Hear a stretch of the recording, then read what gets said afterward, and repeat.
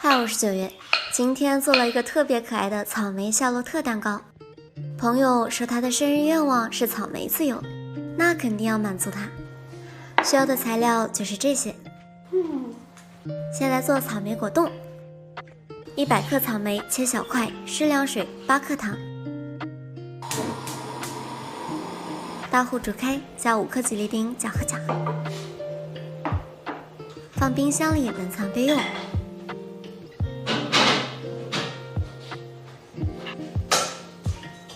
4个鸡蛋，蛋清蛋黄分离。蛋黄里加点红丝绒精华，搅和搅和。蛋白里加50克糖，打到拉出小尖角。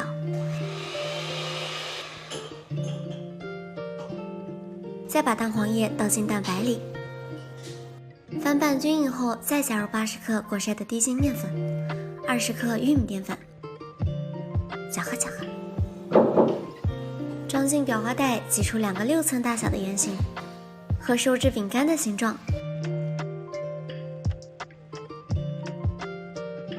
放进烤箱，上下火180度烤10分钟。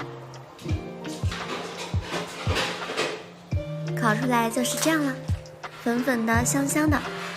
切成2半，在模具里围成一个圈，底部也放上一个蛋糕片。屏幕上的材料放在一起，搅和搅和，就是慕斯糊了。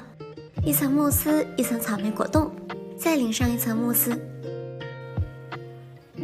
最后盖上蛋糕片，放进冰箱冷藏2个小时。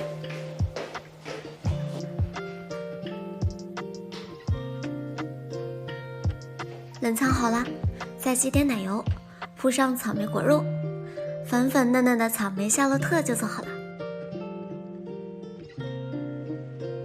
少女的生日必须要有仪式感，真的是草莓自由啊！来，要亲手切蛋糕。